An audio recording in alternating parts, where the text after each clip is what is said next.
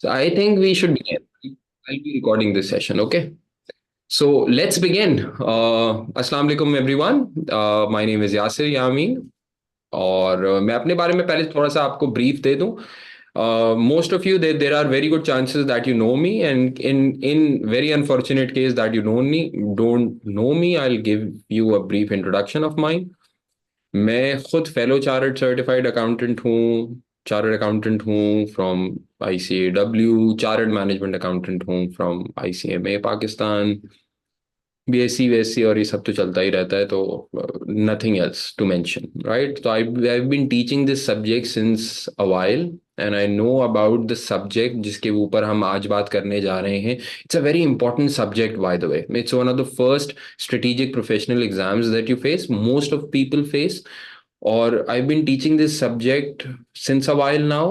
अल्हम्दुलिल्लाह मेरे स्टूडेंट्स ने इसमें नेशन वाइड पोजीशन भी ली हुई है, और ना भी ली हुई होती तब भी मैं आपके सामने उतना ही बेहतर होता जितना कि किसी और सेंस के अंदर होता.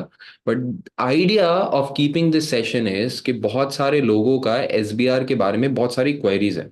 क्वेरीज इन दैट सेंस ये हैं कि फॉर एग्जांपल कुछ लोगों की तो पहली अटेम्प्ट है, तो वो पूछना चाह रहे हैं कि यार are we on the right track और नॉट. बहुत सारे लोगों की कुछ तैयारी हो गई भी होती है और वो ये असेस नहीं कर पा रहे होते कि क्या रिमेनिंग टाइम पीरियड के अंदर SBR कंप्लीट हो पाएगा भी या नहीं हो पाएगा. तो एक तो हम उसकी क्वेरीज के ऊपर बात करेंगे. कुछ लोग ऐसे हैं जिन्होंने लास्ट अटेम्प्ट के अंदर SBR अटेम्प्ट किया, मुझसे पढ़ा या मुझसे नहीं पढ़ा, इररेलेवेंट है, लेकिन SBR अटेम्प्ट किया, वो पास नहीं कर पाए. उनकी कुछ क्वेरीज हैं एग्जाम को लेके, time management issues, general issues about the paper, and I am here to answer you those queries. मैं उन क्वेरीज का जवाब आपको देना चाहूंगा बड़े ओपनली, बड़े कैंडिड मैनर के अंदर. So would anyone like to raise his or her question first? कोई कोई सवाल पहले करना चाहेगा? सूरज. Uh, Hi Yashir sir, I'm from India actually. या या. मेरा एक्चुअली ये प्रोफेशनल लेवल पे मेरा फर्स्ट पेपर है SBR. सर हम्म. एक्चुअली बेसिकली मार्च में मैंने नहीं दिया था अपना attempt, and I am preparing on my own because मैं सेल्फ स्टडी कर रहा हूँ, बिकॉज मैंने स्किल लेवल में FRB मैंने आपके लेक्चर्स के हेल्प से यूट्यूब से ही किया था मैंने सेल्फ, और मैंने स्किल में एक आध पेपर मैंने खुद से भी किया था.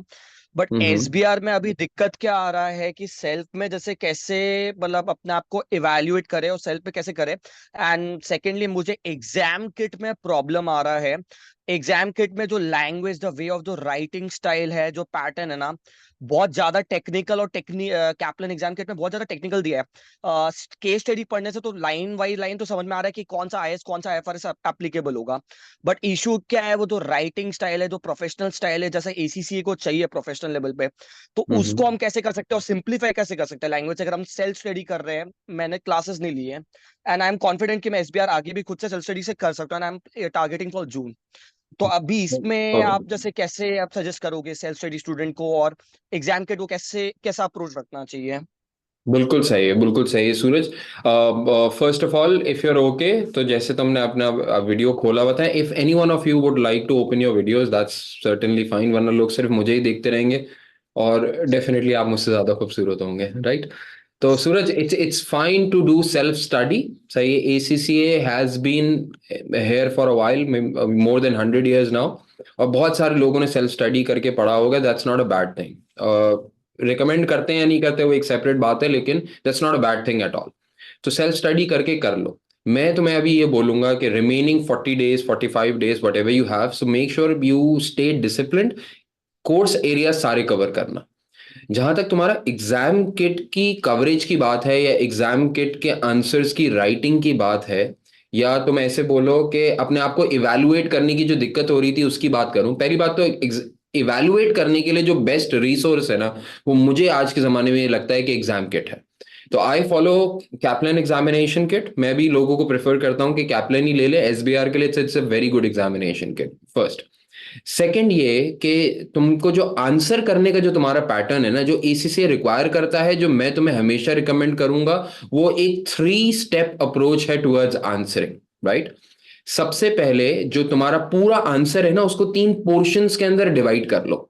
और फॉर दैट सेक, जब तुम अपने आंसर्स को 3 पोर्शंस में डिवाइड कर रहे हो, इसका मतलब तुमने अपने माइंडसेट को 3 पोर्शंस में डिवाइड करना है.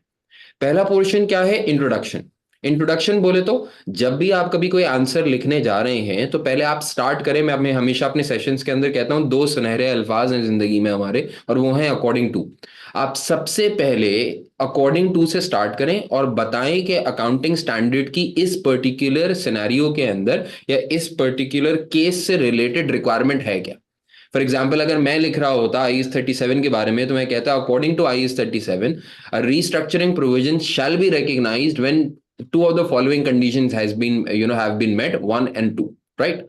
फिर सेकंड पार्ट आपका क्या है? वो सेकंड पार्ट आपका है कि आप reference to the context create करेंगे, अपने अकाउंटिंग स्टैंडर्ड का ताल्लुक, रिलेशन बनाएंगे अपने केस के साथ। सो मैं इसके लिए मैं इसको कहता हूं एक्सप्लेनेशन का स्टेज। तो इंट्रोडक्शन, एक्सप्लेनेशन। एक्सप्लेनेशन के लिए ना मैं हमेशा ये बोलता हूं कि आप स्टार्ट अपने आंसर को ऐसे कर लें कि for example in this case, right? तो मैं हमेशा लोगों को ये रिकमेंड करता हूं, अपने लिए भी यही सोचता हूं कि अगर मैं आपके राइटिंग आंसर के पैटर्न को इतना सिंप्लीफाई कर दूं कि चंद अल्फाज आपको शुरू में ही बता दूं। यार देखो, तुम और मैं ना, पाकिस्तानी और जो खास तौर पे इंडियंस है ना, अपने को पहले शुरू के 2-3 लफ्ज चाहिए होते हैं, बाकी तो हम खुद ही संभाल लेते हैं। बाकी तो जो दुनिया में नहीं भी होता हम वो भी बता देते हैं, तो हमें कोई टेंशन लिखने की नहीं होती। कभी कभार स्टूडेंट्स बोलते हैं सर हम्म। ज्यादा लिख रहे हैं, कम लिखने की तो कोई टेंशन ही नहीं हो रही। लेकिन शुरू के लफ्ज कंसिस्टेंट कर दिए मैंने आपके लिए। पहला वाला पैराग्राफ अकॉर्डिंग टू से स्टार्ट किया मिसाल के तौर पे, सेकंड वाला पैराग्राफ इन दिस केस से स्टार्ट किया, इंट्रोडक्शन, एक्सप्लेनेशन। लास्ट पार्ट क्या है? कंक्लूजन। अच्छा, कंक्लूजन हर जगह नहीं देना। कंक्लूजन सिर्फ वहां पे देना है तुमने जहां पे तुम्हें लग रहा हो कि तुम्हें पीएनएल या एसओएफपी के लिए कंक्लूड करना है कि हेंस पीएनएल के अंदर ये जा रहा है, हेंस एसओएफपी के अंदर ये जा रहा है, so on and so fourth. अभी हम रिसेंटली एक सवाल कर रहे थे अपनी एसबीआर की क्लास के अंदर, जहां पे IS 19 से रिलेटेड वैसे तो सेपरेट रिक्वायरमेंट थी 2 मार्क की कि बताओ पीएनएल में क्या जाएगा, लेकिन नहीं भी होती तब भी मैं आपको ये बोलता कि जब आपने IS 19 का पूरा स्केड्यूल बना लिया, नेट पेंशन ऑब्लिगेशन की वर्किंग कर ली, तो एट द एंड बताओ कि भाई हेंस फलाना फलाना फलाना चीजों को ग्रुप करके इम्पैक्ट जाएगा पीएनएल के अंदर। मिसाल के तौर पे करंट सर्विस कॉस्ट है, पास सर्विस कॉस्ट है, अनवाइंडिंग का इम्पैक्ट है, ये सारी चीजें कंक्लूड होके जा रही हैं पीएनएल में। Other comprehensive income will include the impact of dash million as remeasurement losses, और एसओएफपी के अंदर नेट पेंशन एसेट या नेट पेंशन लाइबिलिटी ऐसे जा रही होगी। तो just try and conclude it in a very smart manner if it's possible. Every time it's not possible to provide conclusion. When it's not, don't try to waste your word count because you won't have time in your examination, right? So okay this is my okay. idea. Sir but the issue is that जैसे आपके मैंने जैसे YouTube वगैरह में आपके playlist में SBR में देखे, बिकॉज आप और जो मुस्तफा सर का जो टीचिंग स्टाइल है मिर्चा वाला का, hmm. They are very different and unique, and वही से मुझे हम्म। हेल्प एफआर में भी किया, because I was hmm. Able to follow your language, because आप जो चीजों को इतना सिंप्लीफाई कर देते हो, वो बुक हम्म। का लैंग्वेज हमको फिर पढ़ने का रिक्वायरमेंट ही नहीं है। एंड इट्स बिल्कुल लाइक दैट, मतलब आप पे लेक्चर्स पे इतना डिपेंडेंसी थोड़ा सा वो हो जाता है ना, तो it's very difficult to get out of that. And plus जो कैप्लन जो एग्जाम किट के जो लैंग्वेज है ना, I am just not talking about that one, because वो बहुत डिफिकल्ट, बिकॉज आपने जो अप्रोच बताया वो सुनने में सिंपल है, but it's very hmm. Difficult to implement as a from the student perspective and other things, because it's a first professional level and हमको कुछ एक्सपीरियंस भी नहीं है, एंड उतना Absolutely. कॉर्पोरेट का भी एक्सपीरियंस नहीं है, तो वो प्रैक्टिकली हम कैसे अपना कर सकते हैं जो कि एसीसी को रिक्वायरमेंट है, because ACC doesn't needs the fancy language और समथिंग। अब नॉर्मल इंग्लिश Exactly. में भी लिख के आओगे तो they will be giving you marks, but the issue is that जो पॉइंटर्स है, बिकॉज बहुत सारा क्या होता है आपके, आप डायरेक्ट क्वेश्चन से लैंग्वेज कॉपी कर रहे हो, और ऐसा क्या होता है बार बार में आप सेम लैंग्वेज रिपीट कर रहे हो, तो वो एग्जामिनर को इरिटेट करता है वो चीज को लेकर, because I have heard this kind of review कि आप ऐसे टाइप क्वेश्चन में आप वही सेम चीजों को घुमाए घुमाए जा रहे हैं, तो वो सब चीजों को कैसे अवॉइड किया जा सके, Very और good. Point two points cutters कैसे किया जा सकता है, Very बिकॉज good. वो देखो, मैं लैकिंग हूँ, मेरा एक राइटिंग स्टाइल और जो इंग्लिश स्टाइल है वो मैं लैक कर रहा हम्म, हूँ। बिल्कुल सही है। देखो, you answered a bit yourself. सबसे पहली चीज तो तुमने देखो ये क्लियर कर लिया कि ACCA does not require you to put in fancy language, so that's particularly fine if you go simple, right? तो ये तो बड़ा क्लियर है। दूसरी बात ये कि देखो, इसका राज क्या है या इसकी स्ट्रैटेजी क्या है कि that you come you you you know stay comfortable. उसकी स्ट्रैटेजी सिर्फ एक ये है, practice. So practice makes a man perfect, women even more perfect. सिर्फ सिंपल स्ट्रैटेजी है। तो मेक श्योर करो कि प्रैक्टिस कर लो। अच्छा, इसके अंदर मैं सजेस्ट आपको ये भी करूंगा कि try to get a couple of your answers reviewed. I mean reviewed by a senior, reviewed by me, reviewed by anyone. तो उसमें होता क्या है कि एक आपको एक थर्ड पार्टी पर्सपेक्टिव मिलता है, लेकिन रिव्यू अपने पेयर से ना करा लेना। अपने दोस्त से ही करा लिया, उसने बोला यार ये तूने ये वाली बात तो लिखी नहीं, अब आप और कंफ्यूज हो गए। कंफ्यूजन के चक्कर में जो पहले लिखा था वो आपको अच्छा लगेगा नहीं, आगे आप बढ़ नहीं पा रहे होंगे, तो फुल केओस हो जाएगा। वो नहीं करना। बस get your answers reviewed. at least at least attempt 5 questions of consolidation by yourself, not just by watching videos or not just by just reading the answer. 5 questions consolidation, 5 different areas you can take. For example, do one question for step acquisitions, then disposals, foreign subsidiary, for example, with discontinued operations, and a statement of cash flow question. These 5 type of questions you should do on your own, and 5 questions for section B. At least write them down, get some of those reviewed by someone else, and I'm very sure that you'll be able to make it. Yeah. अच्छा, कुछ और सवाल भी you beach are में आ रहे तो हैं आप सूरज? Yeah, I'll just sure try sure to, sure yeah, just try and including everyone, and I'll be coming back to you, Suraj, for sure. Sure sure sure sir, thank you sir for your time, thank you. Yeah. सो एक सवाल एक और आया है sir, कुछ students ने दूसरा subject start कर लिया था एंड लेकिन एसबीआर फेल हो गया। तो अरे है, पहली बात तो बहुत दुख की बात है, लेकिन कोई कोई टेंशन नहीं है दानिया, कोई टेंशन नहीं है जिंदगी में, सही है ना? फेल होते हैं, सब लोग होते हैं, मैं भी जिंदगी में फेल हुआ, आप यकीन करें, तो दैट्स फाइन, राइट? तो you just need to move on, just learn from your mistakes and move on. दूसरा सब्जेक्ट स्टार्ट कर लिया था और एसबीआर हाथ में है, तो मैं बोलूंगा यार एसबीआर दे दिला के ना खत्म कर लो। एसबीआर एक ऐसी चीज है जो कि एक तो टेक्निकल पेपर है ना, तो आप इसको भूल जाएं तो इसके अंदर एफर्ट साइज बहुत ज्यादा है। Don't you guys feel, and just give me your feedback everyone, don't you guys feel कि इसको पढ़ना ज्यादा मुश्किल है लेकिन एग्जाम अटेम्प्ट करना रिलेटिवली आसान है? I mean once you are done with the course, once you know everything, relatively as compare to the content that this paper has, इसको रिलेटिवली अटेम्प्ट करना ज्यादा आसान है। Unlike for example SBL, SBL के अंदर पढ़ना शायद आसान लगता होगा, पेपर जब आता है तो आपको बिल्कुल उलट सीन हो जाता है, लेकिन एसबीआर के अंदर it's the other way around. तो मैं ये बोलूंगा फॉर एग्जांपल कि तुम एसबीआर को एक बार निपटा के may be any other paper that you would be studying उसको सितंबर में शिफ्ट कर दो। That's my recommendation again. बहुत बहुत नॉमिनल फीस है। इफ एक एक सवाल एक और आया है कि सर अगर हमें आपका 30 डेज चैलेंज लेना हो या फुल कोर्स लेना हो तो क्या ज्यादा बेहतर है? I mean if definitely if you are going for September, go for the full course, hands down full course. Obvious सी बात है कि आपको ज्यादा इन डेप्थ नॉलेज देगा इस पेपर की, और ये सिर्फ पेपर नहीं है मेरे लिए, ये आपका प्रोफेशन है। I mean at the end of the day when you join an audit firm, when you do something else, आपके लिए सबसे कोर बात ही क्या है? सबसे कोर बात ये पेपर है। सो प्लीज मेक श्योर कि भाई इस पेपर से आपका प्रोफेशन बन रहा है। अगर सितंबर जा रहे हो तो फुल कोर्स ले लो, हैंड्स डाउन। लेकिन अगर जून जाना है, क्योंकि तुमने पहले पढ़ा हुआ है, तुमने किसी और टीचर से ऑलरेडी पहले पढ़ा हुआ है, बहुत सारे लोग अच्छा पढ़ाते हैं, आपने ऑलरेडी पढ़ा हुआ है, you just want a recap, focus on core topics and make sure that your paper passes. 30 days challenge is the best thing that you can get. I am telling you for sure, इससे बेहतर opportunity शायद आपको ना मिले।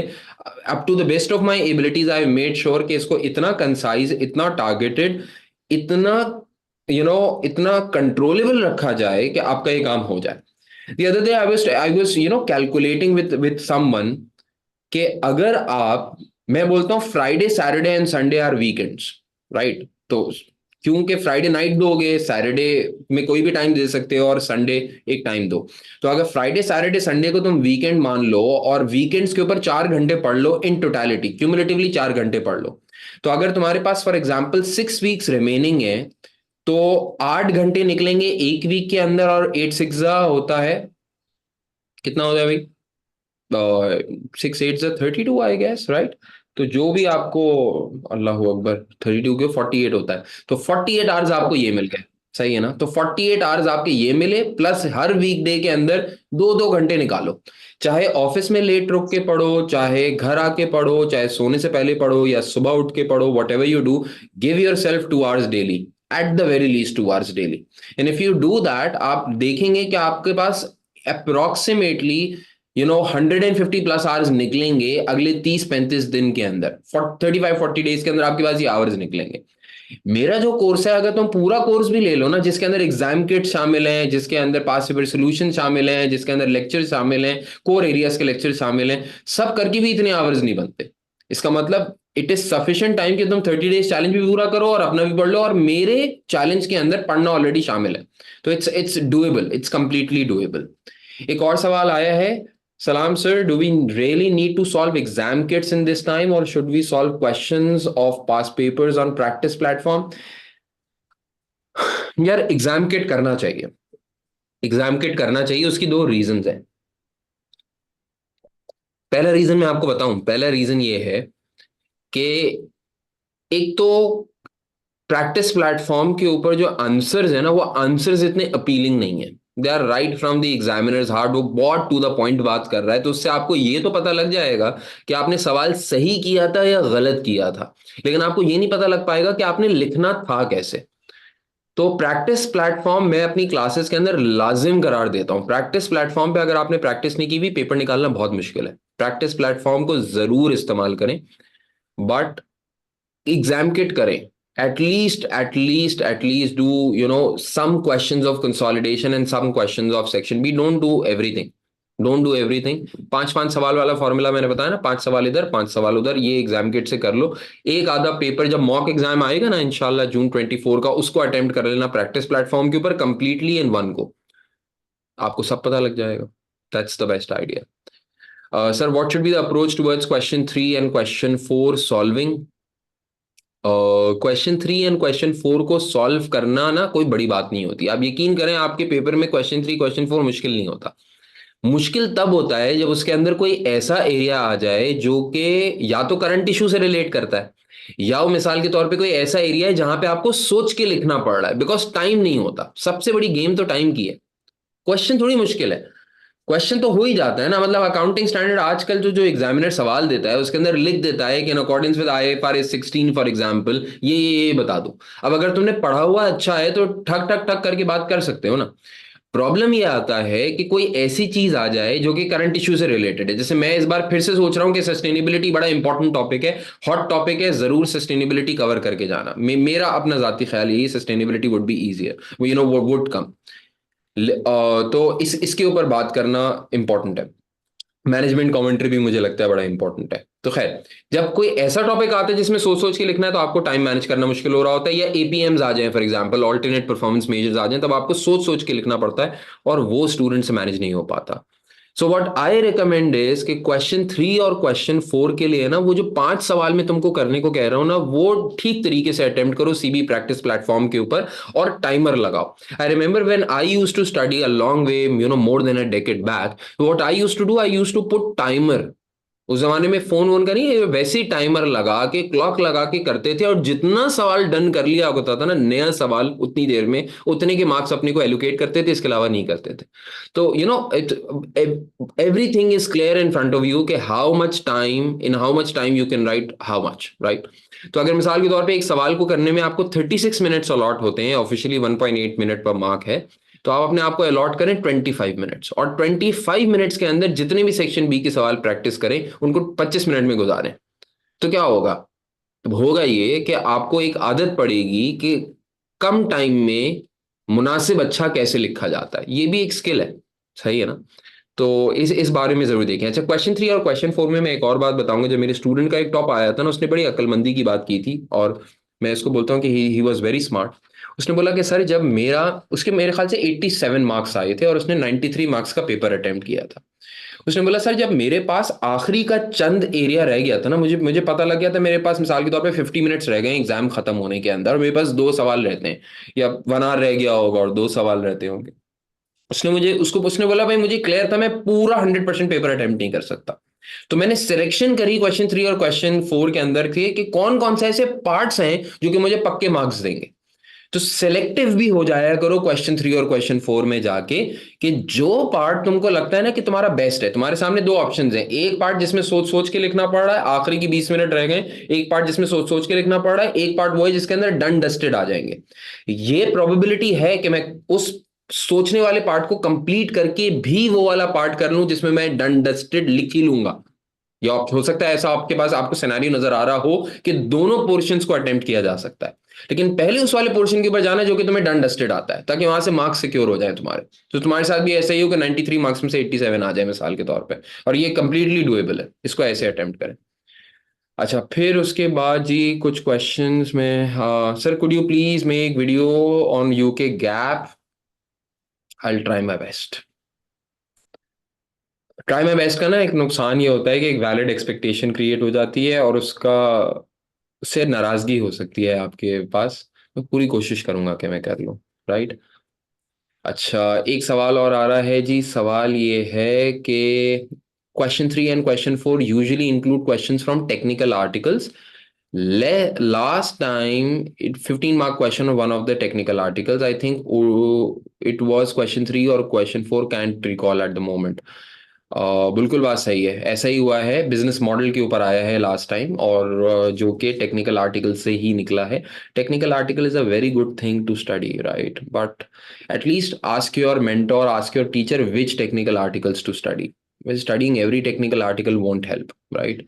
तो कुछ important होवेंगे, कुछ नहीं इंपॉर्टेंट होवेंगे। जो नहीं इंपॉर्टेंट होवेंगे वो आपको समझ में आ रहे होंगे, आप उन पे टाइम ज्यादा लगा रहे होंगे, टाइम वेस्ट करके निकल जाएंगे। अच्छा, ये जरूरी नहीं होता कि टेक्निकल आर्टिकल से ही क्वेश्चन 3 क्वेश्चन 4 निकल कर आए।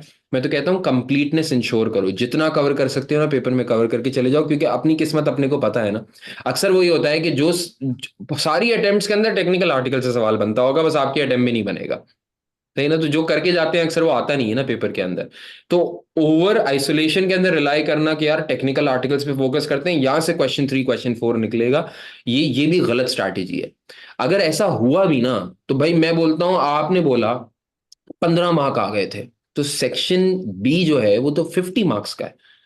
तो उस 15 मार्क के चक्कर में, उसको ओवर फोकस करने के चक्कर में, वो 15 तो आ जाएंगे लेकिन बाकी 35 नहीं भी तो आएंगे।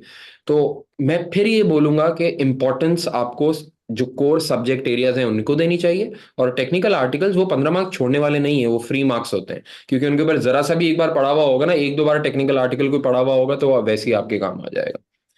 सर क्रिप्टो वगैरह कुछ भी नहीं आया, ये तो ऐसा तो होता है, नहीं आया। अच्छा, सूरज कैन यू कम बैक, और फिर अपने क्वेश्चंस तुम कंटिन्यू कर लो। जुनैद ने बोला सर एग्जाम में प्रेशर बहुत आ जाता है। भाई एग्जाम में प्रेशर आता है ना, आपने प्रेशर लेना ही नहीं है जिंदगी के अंदर, आप यकीन करें। जो उस वक्त प्रेशर खेल गया ना, वो तो जीत गया। अच्छा, मैं हमेशा ये सोचता हूँ कि अगर आप सेक्शन ए अच्छा कर लेना, मेरी फिलोसफी ये कहती है सेक्शन ए अच्छा कर लो, तुम्हारा कंसोलिडेशन का सवाल अच्छा हो जाए ना विद इन टाइम, और अच्छा हो जाए, तो मैं कहता हूँ कंसोलिडेशन का 30 मार्क्स का क्वेश्चन आएगा, तुम उसमें से वर्स्ट कम वर्स्ट ले लो 20, 21 22 ले लो, सही ना। Anything more than 20 is okay. तो अगर तुमने कंसोलिडेशन में से मार्क्स उठा लिए ना भाई, फिर तो तुम चिल हो ना। तुम बोल रहे हो भाई बाकी 75 मार्क्स के पेपर में यार कितना गलत करूंगा, 50% भी बकवास लिखी, as long as you are attempting the whole paper, तब भी यार पेपर तो निकलेगा ना। तो कंसोलिडेशन का अच्छी करने की कोशिश किया करो। ये मेरा एक एक शॉर्टकट तरीका है। कोई कोई पत्थर पे लकीर तो नहीं है, लेकिन ऐसा होता है। हाँ भाई, सूरज बताइए। सर एक और क्वेश्चन था आपसे हम्म। कि ये जो आपके एग्जाम किट के है, ये जो जितने भी आपके 65 टाइप है, तो मतलब अगर एक एग्जाम किट पूरा कर रहे तो लगभग लगभग ट्राई करे पूरा 100% ही उसका ए एंड बी पूरा निपटा ले क्या? या उसमें अगर कुछ क्वेश्चंस बच जाते हैं तो भी चल जाएगा, या एग्जाम किट पूरा 100% करना जरूरी है अगर एक हम नहीं पूरा कर नहीं रहे हैं नहीं तो? नहीं, कोई भी नहीं करता भाई, कोई भी नहीं करता। ऑल्दो जब मेरे पूरी क्लासेस में ना ऑलमोस्ट सारी एग्जाम किट की रिकॉर्डिंग्स बन चुकी हैं, लेकिन मैं भी रिकमेंड नहीं करता भाई, कर ही नहीं सकते, प्रैक्टिकली पॉसिबल नहीं। तो उसका तरीका ये होता है कि वो पेपर्स को प्रेफरेंस दे दो जो पिछले 3 या 4 साल में आए। वो कोई भी सवाल जो कि पिछले 3 या 4 सालों से रिलेट करता है उसको प्रेफरेंस पहले दो। और टाइम बचे तो और कर लो, वरना टाइम ना बचे तो मत करो, कोई फायदा ही नहीं। क्योंकि जो पुराने ओके, नहीं। बहुत सारे सवाल है ना, हमने भी कराए हुए हैं, लेकिन जो पुराने सवाल है वो आते ही नहीं है, वैसे सवाल ही नहीं बनता आज तो। खामखाई में टाइम क्यों स्पेंड कर रहे हो। ओके, नहीं, बिकॉज क्या होता है, बहुत सारे स्टूडेंट्स क्या जैसे बोलते हैं ना कि आप एक रिसोर्स पर रिलाई नहीं कर सकते, और अभी तो स्टडी अप भी आ गया है, तो लोग या तो बीपीपी एज अ बैकअप रखते हैं या तो स्टडी अप पे भी जाते हैं, तो फिर दूसरे सर रिसोर्स पे जाने का प्रोफेशनल रिक्वायरमेंट नहीं है ना। सर प्रोफेशनल लेवल पे प्रैक्टिकली पॉसिबल ही नहीं है दो एग्जाम किट्स करना। मैं प्रैक्टिकली पॉसिबल छोड़ो, बेवकूफ़ी है करना। दो एग्जाम किट्स को लेके चलना इसलिए बेवकूफ़ी है क्योंकि दोनों में सेम सवाल होंगे, आंसर्स डिफरेंट हो सकते हैं लेकिन सवाल सेम ही होंगे ना। बिकॉज अनलाइक स्किल्स, यहाँ पे कोई भी पब्लिशर 90 to 95, बल्कि मैं कहता हूं 100% सवाल पास पेपर के होते हैं। अच्छा, कुछ पास पेपर्स आपको नजर नहीं आ रहे। अब मैं अगर फॉर एग्जांपल 10-11 साल से पढ़ा रहा हूं तो मुझे पता है यार ये भी एक पास पेपर था, P2 का था या उससे पहले वाले वर्जन का था। तो वो आपको लगता है ओके। कि भाई पब्लिशर का अपना सवाल है, कोई सवाल खुद नहीं बनाता, अमेंडेड होते हैं पब्लिशर, जाहिर सी बात है, इतने बड़े बड़े पब्लिशर्स हैं, वो फारिग तो नहीं बैठते, वो अमेंड करते हैं सवालों को, वो उनकी एफर्ट होती है, आंसर लिखते हैं सवालों का। लेकिन दोनों किट्स में क्वेश्चन सेम होंगे फॉर श्योर। तो प्रोफेशनल स्टेज में, एडवांस लेवल के स्टेज में कोई ऐसा नहीं करेगा कि दो किट कर सके, नॉट पॉसिबल। और ओके स्टडी ओके, तो आप स्टडी बोल आप, रहे हाँ स्टडी हाँ अभी बोलो। रिक्वायरमेंट नहीं है। यार मैं ये बोल रहा स्टडी था कि आपको आपने जो है बोल। ना, स्टडी आपको जो है ना ओवर रिलाय कुछ बच्चे कर रहे हैं, मुझे बिल्कुल अच्छा नहीं लगता। देखो स्टडी हब के अंदर अडेंडम भी आते हैं, स्टडी हब के अंदर मिस्टेक भी होती हैं, सब कुछ होता है। Study hub is a platform for you जो कि आप उससे फायदा उठा लें। स्टडी हब का रियल एग्जाम से कोई रिलेशन नहीं है। ये जो पब्लिशर्स है ना, ये पब्लिशर्स का कंटेंट, एज अ टीचर मैं बोलता हूँ, मुझे ज्यादा अच्छा लगता है as compare to study hub. I can name examples जहां पे मुझे ये लगता है कि भाई खामखाई में एक बात डाली हुई है स्टडी हब के अंदर। F7 के अंदर कितनी ऐसी चीजें हैं जो कि उसने डाली हुई है स्टडी हब के अंदर, उसका वो कोर्स आउटलाइन में भी नहीं है, वो चीजें डाली हुई हैं। और वो सही है, कॉन्टेक्स्ट बनाने के लिए बहुत अच्छा है। F9 के अंदर कितनी ऐसी चीजें, आप स्टडी हब पढ़ें आपका पेपर तो नहीं निकलता। स्टडी हब, मैं फिर ये बोलता हूँ कि पब्लिशर्स आज की डेट में, where when we are having this meeting, आज की डेट में publishers are more ready as compare to ACCA study hub.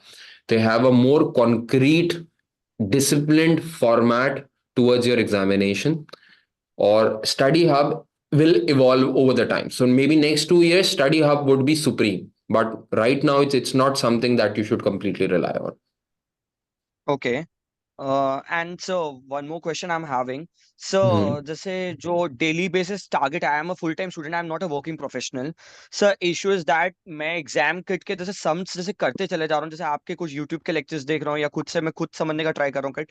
But the issue is that मैं अभी राइटिंग प्रैक्टिस भी नहीं कर रहा हूँ, but I am not able to limit my self and I am not able to reduce my time on the one one question, because एक एक question में मुझे कम से कम 5 घंटे निकल जा रहे हैं सर। और यस सर, लिटरली। 5 घंटे, 5 घंटे तो बहुत हैं। कोई कोई 5 घंटे में अगर तुमने सवाल सॉल्व कर भी लिया, मिसाल के तौर पे तुमने 100% एक्यूरेसी के साथ सवाल सॉल्व किया, कोई फर्क ही नहीं पड़ता, पेपर तो निकलेगा नहीं।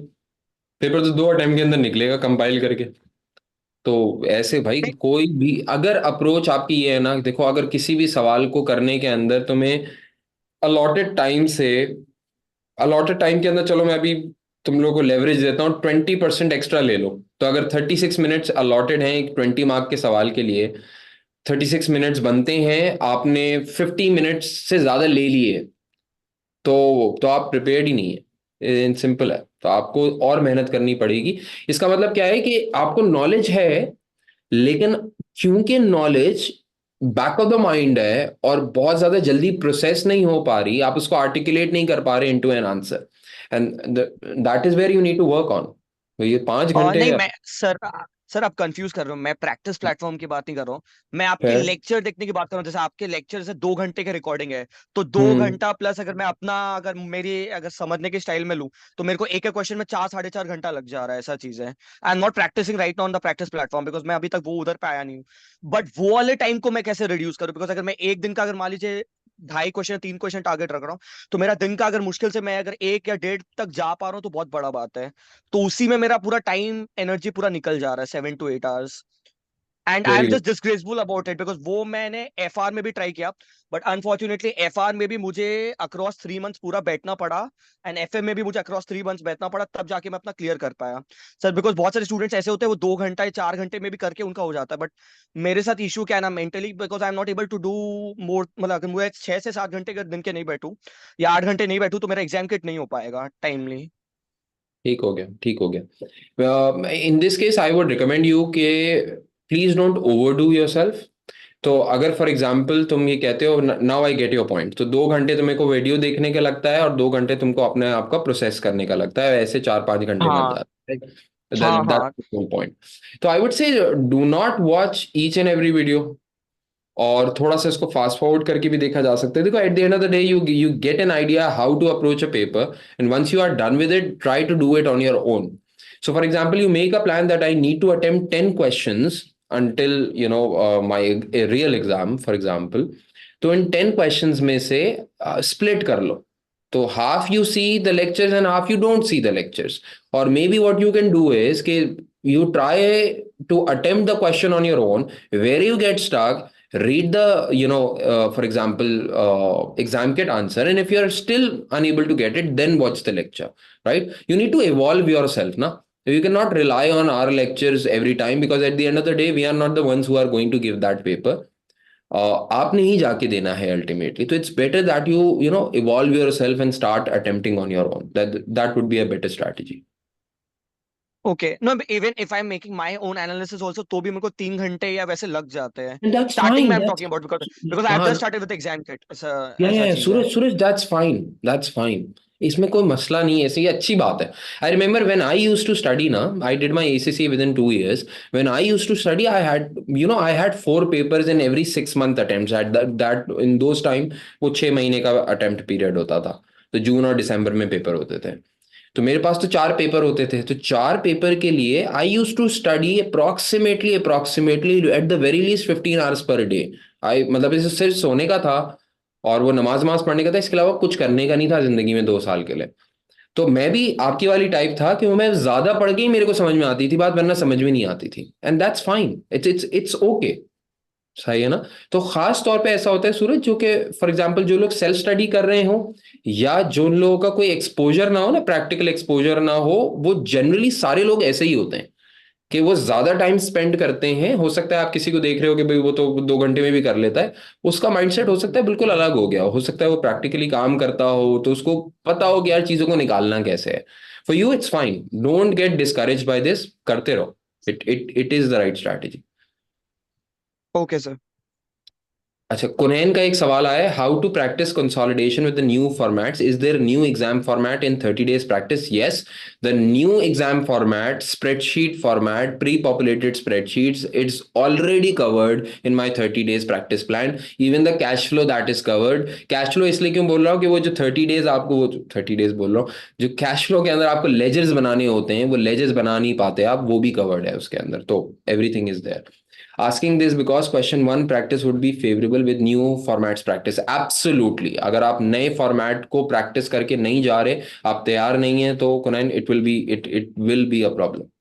Ali, exams are completely different. There are no repetition in exams, so it doesn't make sense in this way as well. Absolutely, absolutely. SBR के अंदर 2 kits करना या पुराने पुराने सवाल को उठा के देखना, it makes no sense. FR, FM, any skills level paper, it makes sense because many a times जो नए सवाल आते हैं वो पुराने वाले सवाल के repetition ही होते हैं. One way or the other ना, थोड़ा बहुत इधर उधर होता है, लेकिन होते वही हैं. हम भी यही करते हैं, पूरी पूरी एग्जाम किट्स और ये वाली और वो वाली कराने की कोशिश करते हैं, लेकिन as you move on professional stage के ऊपर पुराने, बहुत पुराने पास पेपर करने का कोई खास फायदा नहीं होता, अनटिल अनलेस के कोई ऐसे कॉन्सेप्ट की क्लैरिटी चाहिए जो कि आपको मिली ही उस पास पेपर में थी. जैसे IFRS 13 के ऊपर एक ही जमाने पहले मेहरान के नाम से या कोई और नाम से वो सवाल आए हुए थे, वो बहुत कंप्लीटनेस वाले सवाल थे, इसलिए उनको कराया जाता है. अदरवाइज पुराने सवाल करने का कोई खास फायदा नहीं है आज के जमाने में. Sir, I started your 30 days challenge and I am consistent with your planner. Very good. Right, managing with AAA course as well. It's my second attempt in SBR. So do I need to do extra practice or to go with the planner? I think you should go with the planner. Nothing to be done except the planner. The planner in itself is very exhaustive. आप planner को use करें, inshallah everything will be fine. आदिया. पसाम sir, which topics are must to prepare, कि ये कहीं ना कहीं किसी भी टॉपिक के साथ मिलकर आ ही सकता है. कौन कौन से टॉपिक्स ऐसे हैं, मिसाल के तौर पे IFRS 16, IFRS 15, IS 36, IS 37, IS 38, और कंसोलिडेशन, IS 28 एसोसिएट्स, कंसोलिडेशन का कंट्रोल वाली बात, IFRS 5. मुझे लगता है इस बार IFRS 8 रिपोर्टेबल सेगमेंट्स के बारे में जरूर आएगा. IFRS 8 ये मुझे लगता है इस बार के लिए बड़ा इंपॉर्टेंट है। तो प्लीज प्लीज ये वाले चीजें आप, ये आएंगी ही आएंगी ना, मतलब इसको कुछ कर नहीं सकते। और अगर बस मैं तुम्हारी चीज को बड़े आसानी से कंक्लूड करूँ ना, तो भाई कंसोलिडेशन को तो हाथ में पकड़ के रखो। मैंने बताया ना, अभी कंसोलिडेशन अच्छा हो जाता है ना, खुद ही आपका पेपर बाकी अच्छा होना स्टार्ट हो जाता है। तो कंसोलिडेशन को पकड़ के रखना पूरी पूरी। तुम्हें पता है कि पूरी का मतलब क्या है। शादाब भाई, अगर आप अपना माइक खोल के प्लीज अपना सवाल करें, I be very happy if you can hello, open अस्सलाम इट। वालेकुम। जी।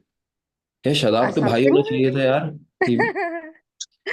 है। That happens every time. अच्छा, कैसे ओके। हैं सर आप? अस्सलाम वालेकुम। और वालेकुम इट्स अस्सलाम। Always good to see you and to see your lectures. I think you remember, मैंने आपके लेक्चर्स लिए थे, स्टार्ट किए थे after first week of January. और जब मैंने हम्म। स्टडी प्लानर को देखा और कोर्स को देखा, मुझे समझ आ गई थी it's very hard to make, but I tried my best, but still it was really hard. But lectures were too good. I tried my best, but it's really मेरा अभी मैं क्या चाहती हूँ, पेपर अटेम्प्ट में तो प्रॉब्लम है ही है, ऑब्वियसली वो प्रैक्टिस के साथ आई होप ठीक हो जाएगी। लेकिन मुझे ये सजेशन चाहिए कि for someone like me, for example, who is working 5 times full time and having kids, toddlers, and hard to survive in other country. So मुझे लगता है 3 months are not good enough for me. So मेरे जैसा बंदा जिसके लिए थोड़ा मुश्किल है, so how earliest, for some reason I will not be able to sit in September. तो अगर मैं दिसंबर में करना चाह रही हूँ और मैं चाहती हूँ मैं दोबारा से गो थ्रू करूँ लेक्चर्स, तो how earliest I can start, तो फिर हो मैं पास भी कर लूँ और मुझे समझ भी आए।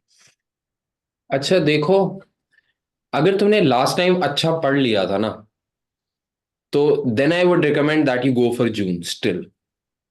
And I will tell you why I am saying that. Because the situation is कि देखो, अगर तुम for example if you not from Pakistan और India, you are living abroad, you have kids माशाल्लाह, और तुम्हारी और रिस्पॉन्सिबिलिटीज हैं, कोई भी रिस्पॉन्सिबिलिटीज हैं, तो देखो साफ बात है, सच बात है, देखो हम पढ़ेंगे तो आखिर में ही, सही है ना। तो whether you take a 6 month plan, you take a 3 month plan, you take a 2 week plan, कुछ भी कर लो, पढ़ना आखिर में ही है हमने। So since you'll have to study towards the end, it's better that you do that as early as possible. Because होता क्या है कि जब आप अपना एग्जाम बुक कर लेते हो ना, तो आप एक प्रेशर के अंदर आते हो। और जब आप प्रेशर के अंदर आते हो, तो वो प्रेशर आपको रिजल्ट ला के देता है, आप यकीन करें। अगर कोई यहाँ पे ये कंक्लूड कर लेना हमारी सारी ऑडियंस के अंदर से कि सर अपने ने प्रेशर के अंदर नहीं रहना, चलो के पेपर देना है, तो मेरे ख्याल से आप गलत समझ गए इसी में होता क्या है आपके साथ। ऐसा होता नहीं है, नहीं सर, सब I do, प्रेशर में रहते हैं। I really do understand, but for some reason, like for example, for this, क्योंकि यहाँ पे वेकेशन होती है जून जुलाई अगस्त वाले हम्म। पीरियड में किड्स को, so everybody, if someone is trying to visit from family or so वो उसी टाइम पीरियड में आएंगे, so it will be almost impossible to study and set. That's why मैं maybe I alright, so can go for September, but okay, if you go for September, चलो ये तो conclude हो गया ना कि अभी हम नहीं कर रहे, शॉर्टर पीरियड के अंदर नहीं कर रहे। जी। If you go for September, please make sure that you start early. Do not start in July. If you were to go in September, start now. As simple as that. तो होगा क्या कि start now, you know what you need to cover, make a plan, make an easy plan for yourself, something which is more manageable, but it should be consistent. असल बात ये होती है कि when you're studying, you need discipline. तो हमारे जमाने में, मैं तो खैर बहुत छोटा हूँ अभी, लेकिन मेरे जमाने में जब मैं, मेरे ख्याल से 11-12 साल पहले पढ़ रहा था, may be more than that, तो उस वक्त मेरे पास फायदा क्या था कि जिंदगी में कुछ था ही नहीं। तो मेरे पास एडवांटेज ये था कि कुछ था नहीं, तो मेरे पास जिंदगी में सिर्फ पढ़ने को था, मैंने पढ़ लिया, right. But nowadays people have so much, I mean there are so many commitments.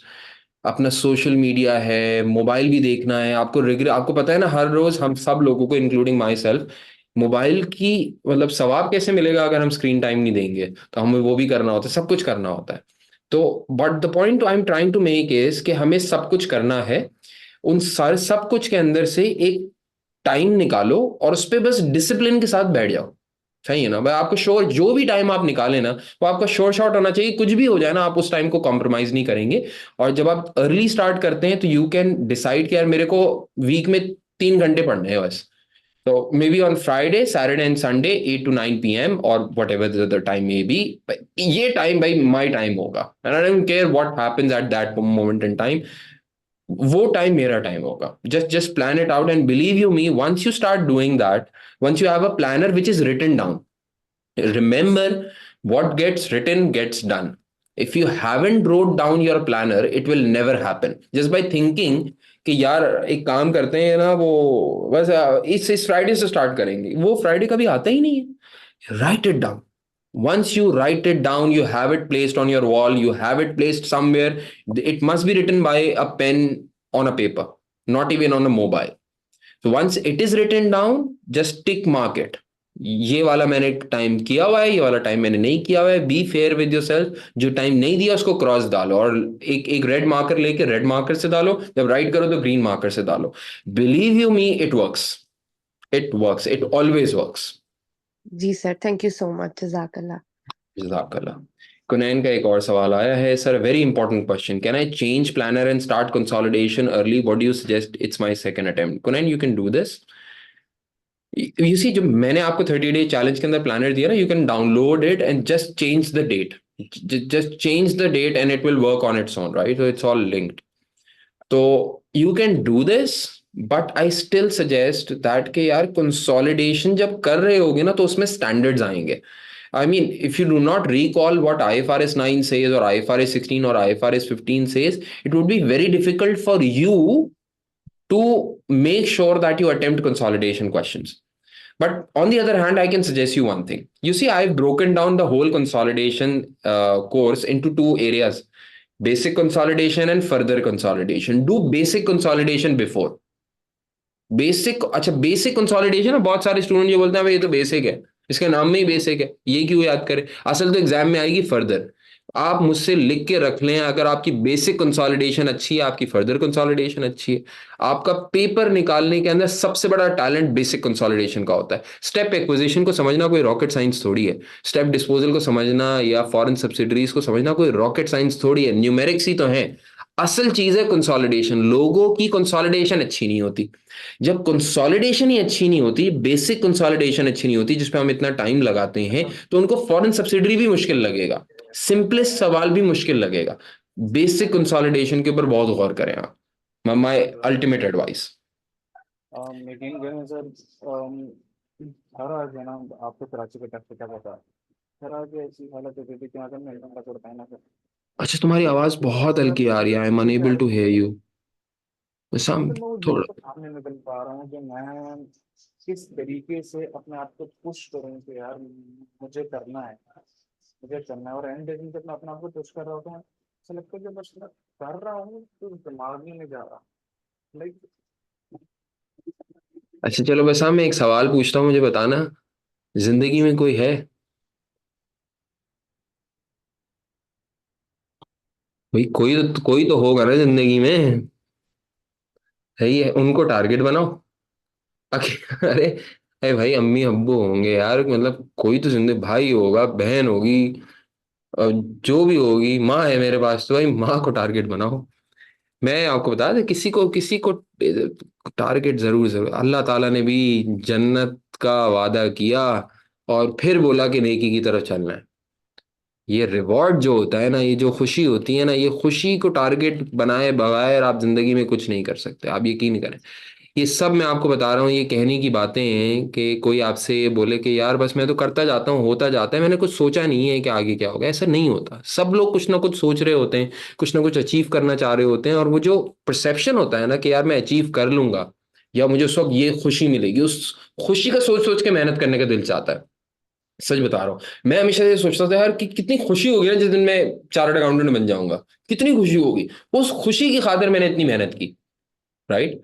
तो बस उस चीज को टारगेट बना लो यार. वो टारगेट बनाओगे ना, खुद केक आती है. अल्लाह ताला खुद ऐसे आपके दिमाग में डालेंगे कि यार अभी ये तो तू कर ही नहीं रहा, ये वाली चीज कर, इससे ही हो जाएगा. टारगेट, उनको टारगेट करो जो, समझ गए ना, मतलब माँ को. उनको टारगेट करो, सब हो जाएगा, टेंशन नहीं लेना. ठीक है. और सवाल, और कोई सवाल?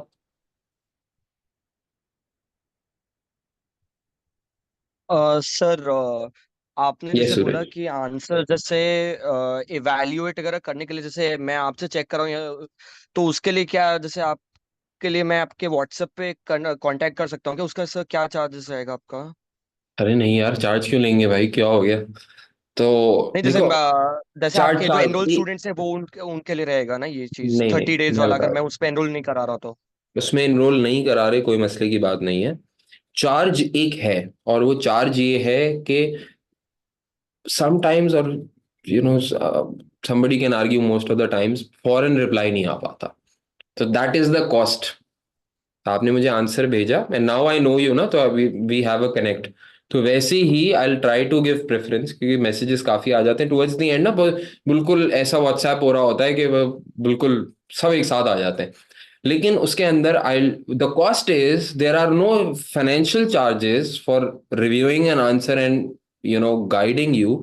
द कॉस्ट इज कि वो सवाल का जो जो आपका आंसर है उसका फीडबैक शायद फौरन ना आए, so you may have to remind me a couple of times after every few hours and say कि यार सर इसको पढ़ के ना मेरे को जवाब दे दो, and that is the only cost, otherwise there is no cost। Okay. And IS 1 का जो एक्सपोजर ड्राफ्ट जो नया स्टैंडर्ड है वो भी एप्लीकेबल है क्या जून के लिए, नहीं जो भाई, अभी नहीं नहीं, चल रहा है? ये बिल्कुल एप्लीकेबल नहीं है। मुझे याद है मैंने कोई 1.5 2 साल पहले अपना करंट इशू कराया था, मेरी पास्ट की वीडियोस जाके देखना, उस वक्त से 1.5 2 साल पहले से सबको पता था कि ये ऑपरेटिंग, इन्वेस्टिंग, फाइनेंसिंग की ब्रेकअप्स आ जाएंगे, सब टोटल्स हो जाएंगे। मेरे दो पिछली से पिछली या उससे पिछली तुम करंट इशू की वीडियो जाके देखो, सब टोटल्स, मटेरियलिटी, ये सब ऑलरेडी कवर्ड था। ये उस वक्त से चल रहा है, it's nothing new for us, it's nothing new. जाहिर सी बात है, आप लोगों ने अभी अभी पढ़ना स्टार्ट किया ना, तो आप लोगों को फैंसी लगता है कि ये कुछ नया है, ये कुछ नया नहीं है, आपके कोर्स में अभी नहीं आने वाला। सही है, तो कोई टाइम इसके ऊपर लगाने की जरूरत नहीं है। आने वाले सेशंस के अंदर जो सितंबर ऑनवर्ड सेशन होंगे उनके लिए बहुत इंपॉर्टेंट है। For you I don't think it's it's it's going to be tested for sure. तो बहुत सारे लोगों को तो अभी पता इसलिए लग रहा है क्योंकि जो IASB है उन्होंने मार्केट करना स्टार्ट कर दिया है अपने सोशल मीडिया प्लेटफॉर्म्स के ऊपर about IFRS 18। We guys we knew it a lot, a way back, exposure drafts आ रहे थे, पढ़ रहे थे, सब कुछ कर रहे थे, मैं तो अपने लेक्चर्स के अंदर शामिल कर रहा था। It's a very old news, nothing new. Okay, thank you sir. Alright, so एक एक और सवाल आ गया। Any question you suggest for practicing F7 prior knowledge standards? Nopes, nopes, no question, nothing to be done कुनैन, कुछ नहीं होएगा, कोई जरूरत ही नहीं है, कोई जरूरत ही नहीं है पुरानी चीज को ऐसे करने की। Rohit, please please feel free to unmute yourself. Hello, अस्सलाम वालेकुम। वालेकुम अस्सलाम। सर, मैंने अभी रिसेंट टाइम दिया था, तो आई फेल्ड एट 42। ठीक है। तो हम्म मैंने सबसे पहले अपना एनालाइज किया कि मैं कहाँ लैग कर रहा था, तो मुझे जो लगा कि consolidation was the lacking point. IAS IFRS मेरा स्ट्रॉन्ग था फिर भी, लेकिन कंसोलिडेशन में काफ़ी लैग कर रहा था मैं। ठीक है। हम्म। तो मुझे इसके अलावा पता करना है कि कौन चीज़ इम्प्रूव कर सकते हैं, लाइक क्योंकि मुझे लगता है आंसरिंग में मुझे थोड़ा सा इशू है, तो वो कैसे इम्प्रूव हो सकती है। यार देखो, पहली बात ना, मैं हमेशा स्टूडेंट्स को कहता हूँ कि कंसोलिडेशन इज समथिंग जहाँ पे आपको कभी कोई प्रॉब्लम नहीं होनी चाहिए। अगर कंसोलिडेशन में आपको प्रॉब्लम हो रही है ना, तो आप यकीन करें कि आपको पूरे पेपर में प्रॉब्लम हो रही है, बिकॉज कंसोलिडेशन रिलेटिवली रिलेटिवली एक डुएबल जॉब होती है हमेशा। तो अपने को तो ये पहली बात वहां पे काम करना पड़ेगा, कॉन्सेप्ट्स को क्लियर करना पड़ेगा, ये बहुत जरूरी है। अक्सर स्टूडेंट्स बाकी पूरे कोर्स के ऊपर ज्यादा टाइम लगाते हैं, कंसोलिडेशन के ऊपर कम टाइम लगाते हैं। मैं उल्टा कहता हूँ, मैं कहता हूँ कंसोलिडेशन इतनी अच्छी कर लो, बेसिक्स ऑफ कंसोलिडेशन, उसके ऊपर तुम 7 घंटे स्टडी करो, और उसको इतना अच्छा कर लो कि कंसोलिडेशन इतना पक्का हो जाए कि आपको फाइनेंशियल स्टेटमेंट्स का स्ट्रक्चर पूरा समझ में आ जाए, वहां पे आपकी कमांड बन जाए, बाकी सब कुछ खुद निकल ही जाता है। क्योंकि बाकी पूरे सारे accounting standards implication on financial statements हैं। तो फाइनेंशियल स्टेटमेंट इतना पक्का होता है तो उससे हेल्प मिल जाती है। बाकी ये कि रोहित देखो, इस पे ना प्रैक्टिस बड़ी इंपॉर्टेंट है। तो मैं तुम्हें ये बोलूंगा कि स्ट्रक्चर्ड मैनर के अंदर चलो। व्हाई आई वुड से कि that you should go and revisit your Kaplan exam kit is, Kaplan जब एग्जाम किट तुम देखते हो ना, तो सीरीज ऑफ क्वेश्चंस आ रहे हैं, राइट? सो अज्यूम कर लेते हैं कि भाई तुमने अपने रजिस्टर से जो भी तुमने तैयारी की हुई है उससे तुमने प्रिपेयर कर लिया, और प्रिपेयर करने के बाद तुम कैप्लन एग्जामिनेशन किट को अप्रोच करते हो विद स्ट्रक्चर, क्वेश्चन 1 2 3 4 5 ऑनवर्ड्स। अब उसमें है क्या कि उन्होंने लिस्ट डाउन ही ऐसे किए हुए हैं सवाल के जिसके अंदर आपकी सिक्वेंसिंग बनेगी। पहला हल्का सवाल होगा, दूसरा थोड़ा उससे भारी, तीसरा और भारी, चौथा बिल्कुल ही कोई और टॉपिक, पांचवा बिल्कुल ही कोई और topic, so on and so fourth. तो you can do every alternative question, read the question, read the answer वाला फॉर्मेट कर सकते हो। लेकिन that will give you a perspective on what you know how to write it, and what you don't know you'll get to know that। फिर उसके बाद जाओ ACCA के प्रैक्टिस प्लेटफॉर्म के ऊपर, और प्रैक्टिस प्लेटफॉर्म के ऊपर सवाल खुद से अटेम्प्ट करना लाजिम है, लाजिम है। बस ये कर लो, that's my whole guidance to you, इसके अलावा कुछ नहीं। और सर जो कंसोलिडेशन में अभी 30 days प्लानर में है, is it like complete, like उसके अलावा और कुछ कंप्लीट, नहीं कर? कंप्लीट, ठीक है सर, थैंक यू। कंप्लीट है। और बस जो सवाल है वो मैंने टारगेटेड कराए हैं, सही ना? तो हर सवाल नहीं करना आपने, आप एक फोकस के साथ जा रहे हैं ना, तो आप फोकस के साथ जा रहे हैं, तो फोकस के साथ आपने हर सवाल नहीं करना। जो रेलेवेंट सवाल है वो करवा रहा हूँ, जो मुझे लगता है कि आपको स्ट्रक्चर सिखाएगा, तरीका सिखाएगा, वो करवा रहा हूँ। और बहुत सारे ऐसे सवाल होंगे जो कि नहीं करवा रहा हूँ। नहीं करवाने का मतलब ये नहीं है कि मैंने करवाए हुए नहीं है, रेगुलर वाले स्टूडेंट्स को तो बहुत कुछ कराया हुआ है, लेकिन आपके लिए अभी रेलेवेंस नहीं है उसकी। तो there for targeted approach, disciplined approach is the key. और कोई सवाल जी?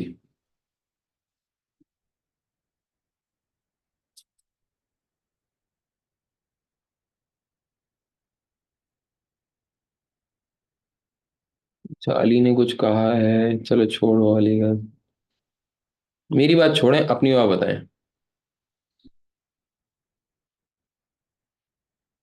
How to prepare for an interview. वेब, मेरे यूट्यूब को नहीं फॉलो किया हुआ ना तो गुना मिलेगा। यूट्यूब के ऊपर इतना अच्छा वीडियो डाला है, that's pure, that series is something very separate. तो उसको बड़े प्रोफेशनली इंशाल्लाह लेके चलेंगे। You prepare for an interview, go and watch my the latest YouTube video that I have uploaded. It's a A to Z guide. Hmm. Sir sir जैसे आपने जैसे technical articles बोला, टेक्निकल आर्टिकल्स में जैसे अगर मैं भी जैसे अपने केस में सेल्फ स्टडी कर रहा हूँ, तो मुझे मैं जैसे कैसे हाईलाइट करूँ या बाइफोकेट करूँ कि कौन सा जैसे इसमें क्या रेलेवेंस रख रहा है क्या नहीं रख रहा, मैंने बिकॉज आई एम हाँ, सेल्फ मेंटरिंग माई सेल्फ। मैंने अपने सो लास्ट करंट इशू की, तुम मेरे जाके वीडियो देखोगे ना तो उसके एंड में मैंने 4 या 5 आर्टिकल्स बताए थे, और वो आज भी रेलेवेंट हैं, जो कि मेरे हिसाब से पढ़ने चाहिए। तो वो करंट इशू तुम्हें देखना ही पड़ेगा, ऑब्वियस सी बात है, अपने एग्जाम प्रिपरेशन के लिए। तो वो लेक्चर के एंड में मुझसे स्लाइड्स भी ले लेना उसकी। तो वो एंड के जो टेक्निकल आर्टिकल्स हैं वो जरूर देखना, ठीक है? लास्ट टाइम, ओके अब ये बिजनेस मॉडल वाला आ गया है तो आई डोंट थिंक कि वो बिजनेस मॉडल इतना ज्यादा इंपॉर्टेंट है अभी। लेकिन इसके अलावा मैं भी एक काम करने वाला हूँ। मैं फिर वही होता है कि मैं डिस्क्लोज कर देता हूँ, फिर कंस्ट्रक्टिव ऑब्लिगेशन क्रिएट हो जाती है, एक्सपेक्टेशन क्रिएट हो जाती है। Most likely I'll be doing a series of videos on technical articles, right? So I'm working on it. Hopefully, I'll be going through the important articles for this session separately on my YouTube channel. तो उसको भी follow करते रहो। Okay. And उसके notes जैसे अगर video में आपके अपलोड होंगे तो I can ask you over WhatsApp for that. Yes, yes, okay. Obviously. And sir अगर जैसे मैं अगर खुद से रीड करने का ट्राई कर रहा हूँ तो टेक्निकल आर्टिकल जैसे खुद से समझ में आएगा क्या, और इज दैट मच ऑब्वियस सी बात है यार, कॉम्प्लिकेटेड? बिल्कुल आएगा। बस जब तुम थोड़ा कोर्स कवर कर लो ना तब आएगा। जब कोर्स कवर कर लिया तो टेक्निकल तो हो गए ना, तो आर्टिकल भी समझ में आएगा। ओके। वो लिखा एंड स्टूडेंट्स के लिए लिखा एग्जामिनर्स होता है, वो टीचर्स के लिए थोड़ी लिखा जाता है, स्टूडेंट्स के लिए तो लिखते हैं वो। एंड एग्जामिनर्स रिपोर्ट भी हर जगह पढ़ना पड़ेगा क्या, या मतलब हर जगह पढ़ ही पे नहीं इज इट पाओगे, इम्पोर्टेंट? कितना पढ़ोगे, खुद ही कंफ्यूज हो जाओगे, पढ़ ही नहीं सकते। लास्ट अटेम्प्ट का पेपर नहीं आया, लास्ट अटेम्प्ट का जो भी अवेलेबल पेपर है उसकी एग्जामिनर रिपोर्ट पढ़ लो बस, इससे ज्यादा नहीं। Okay sir, thank you so much sir for your guidance. You are welcome. हाँ जी, कोई और सवाल? एग्जामिनर, बिल्कुल बात सही है, एग्जामिनर रिपोर्ट ऑलरेडी इंक्लूडेड होती है एग्जाम किट के अंदर।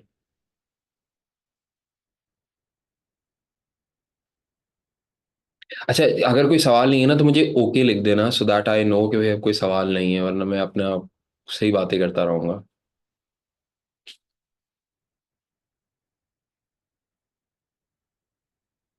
It was like a doctor and patient session where personalized remedies are given based on individual basis. I try my best. Try my best. कुछ लोग जो है ना करवा लेते हैं मुझसे, तो जो करवा लेते हैं तो हो जाता है. All right, very good. So guys, stay connected, or wherever I am able to help you, definitely I would be willing to help you. But whenever I'm able to help you, I'll do that. Just stay focused, stay disciplined. इधर उधर ना करें, ये भी देख रहे हैं, वो भी देख रहे हैं, ये भी सोच रहे हैं, वो भी सोच रहे हैं, ये वाली हरकतें ना करें. डिसिप्लिन रहें. And I think discipline, focus, course content, ये दो तीन चीजें आप देख लें, रीजनेबल प्रैक्टिस, ये देख लें. I don't think SBR would be a difficult job for you. And whenever you clear this exam, at least let me know that you did clear this exam, and it would be wonderful. All right. So take care, everyone. From my side, it's a bye. Take care. Allah Hafiz.